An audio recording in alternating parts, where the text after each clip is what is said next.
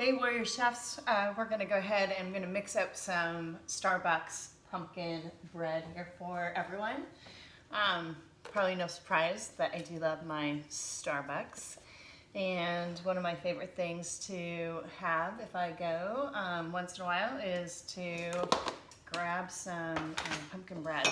So it doesn't seem to matter what time of year. Seems like I absolutely love that. So I thought I would go ahead, since we're studying spices this week, I'm going to go ahead and mix up some pumpkin Starbucks copycat pumpkin bread. So anyway, so I'm going to start here with measuring out 1.5 cups of flour.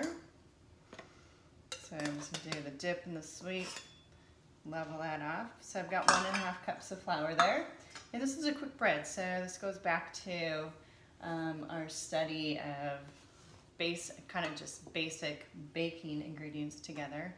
I'm going to go ahead and to my flour, I'm going to go ahead and add a little bit of salt, about 1/2 teaspoon. I'm going to sprinkle that on top. And most of you answered that question pretty well in the quiz a couple weeks ago. So salt adds flavor. So I'm just going to go ahead, I'm going to mix that together so it gets to be incorporated. So for that quick bread recipes, most of those dry ingredients go in together, just as a quick reminder. So in this little bowl, I have actually put my my baking soda, which looks very similar to the can of baking powder. I always have to watch myself. So I already have those pre-measured. It was 1 teaspoon of baking powder and 1/2 teaspoon of baking soda. So I'm going to go ahead and add that to my dry ingredients, my salt and my flour. And that's just the basis. So there's actually pretty low in flour content. It's going to get its richness from an ingredient coming up here in just a second. So if you had a sieve, if you had, sorry, wasn't quite ready for that. If you have a sifter, I kind of have one of these fine mesh products here. I'm going to go ahead and give that a quick sift, just get that nice and fine. I think that makes a big difference when you're doing baking. When you're baking versus cooking, you want to be a little bit more specific on your technique. So there you go. So I'm going to get that pressed out there. It's kind of fun to do, and kind of further incorporates those ingredients. So over here, I have my next set of ingredients. Okay, so first I'm going to back up. I'm going to actually show you the spices that go into it. That's a pretty big part of the spice recipe here. So we've got 1 teaspoon here of going in of cinnamon, regular old cinnamon, so good for you. Good for blood sugar reasons and cancer prevention and all sorts of good reasons health-wise. I'm going to add in 1 teaspoon also of nutmeg. Okay, and then my last thing here called for cloves, and I don't have any cloves, so I am just improvising. So I'm going to go ahead and put in a little bit less than 1 teaspoon of allspice. So allspice has ginger and cloves and nutmeg in it, so I'm getting a kind of a double dose there of the nutmeg, which I'm okay with. I like nutmeg, so my family, I think they like nutmeg, and I think they'll just be fine. So I am actually going to go back 1 step here, because I kind of did it, oops.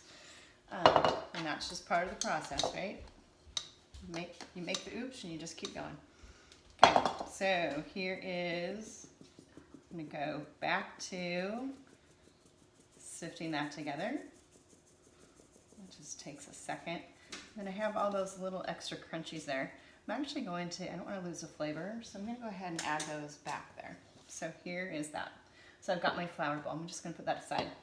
So here are all of my liquid ingredients. And this is a good example of a recipe that uses the sugars as part of the moist ingredients, the wet ingredients.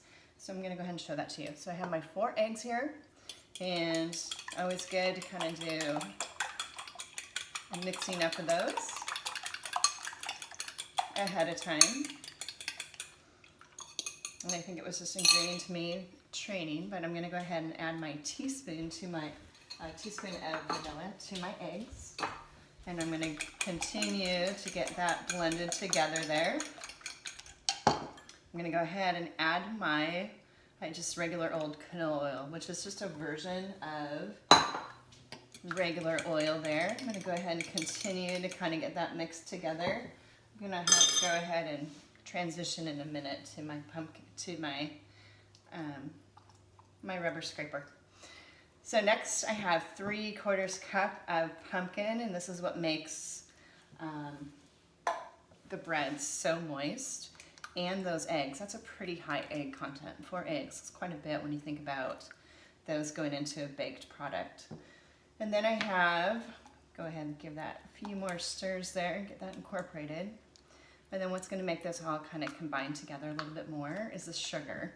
So because it has such a deep, you'll see the bread I made in just a second, it has a pretty deep color. So, and that some of that comes from the brown sugar caramelizing there. So it's brown sugar, and that was 1/4 cup. And then I have just a little bit less than 1 cup. I try to knock back the sugar just a little bit in recipes, and then I kind of did it again.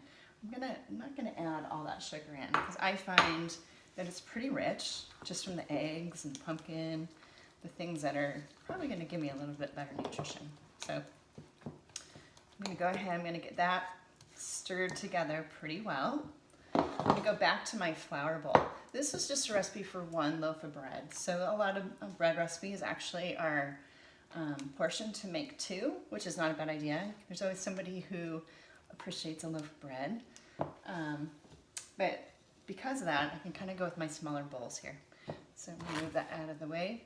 So I've got my liquid ingredients going in here. I'm so excited. I have my dry ingredients here. I can go ahead, since this is a quick bread, I only have about 12 strokes. I'm just thinking about the next step. I'm trying to remember what I did with the pan. Anyway, so I've got my, if you can see, I just kind of created a well there, kind of just breaking up the dry ingredients. I'm gonna go ahead and drop in my liquid. And since it's quick bread, I have about 12 strokes. So we're incorporating a couple different topics today. So quick breads and spices. So I'm gonna go ahead and just mix those till they're combined. I know some pumpkin bread might have some nuts in it. You could put some walnuts in if you have those. Pumpkin seeds, I know that there are times that when I get that bread at Starbucks and I pay what, I'm trying to think, $2.75, $3.25 per slice. So one of the costing of ingredients assignments maybe you've done, when you take a look at per slice what this costs you versus going to Starbucks, which again, sometimes you just gotta do that, right? And order that bread, whether it's fall or not, you're gonna save over your lifetime, you're gonna save a lot of money. So there are times where, and I think I'm probably really close to 12, if not higher. So I have to back up a quick second here. I actually did a little trick here. I had my stoneware pan in the oven. That's why I was thinking, where is that pan? It's not out here. Anyway, pre-warming it. I was trained by pastry chef a while ago, working with him, and that's what he did to all of his baked goods. Any type of muffin tin, bread pan, he always kind of preheated those. So I thought that was interesting. He just said it was a nice way for the ingredients to go into the pan. So there's another little tip and trick for you. So I'm gonna go ahead. This pan, I would actually grease any other pan except a stoneware pan. This pan has been seasoned over and over, and I had a hard time trusting that process. Like, it was not going to like stick, but stoneware does not, as long as it's pretty well seasoned. And if you can see, my pan has been used over and over and over, and so it has that kind of seasoning to it to where it's not gonna let the product stick. So just like that, I'm gonna go ahead and put my batter inside there. If you have any drips, go ahead and wipe those down, especially if they're around the edge. And it bakes at 350, which is pretty common for bread. So I'm gonna pop this into the oven. And it has a pretty lengthy baking time. So I put it in the center of the oven, right in the middle. And here is about 65 minutes later. I've got my pumpkin bread. And like I think I was starting to say, but I interrupted myself, pumpkin seeds sometimes go on top of there. You could even do like some sliced almonds if that sounds good to you. You could do a crumble where you take a little bit of butter and some extra brown sugar and kind of press those together, and then you can put those on top as well. So there's your pumpkin bread. Starbucks copycat. Thank you.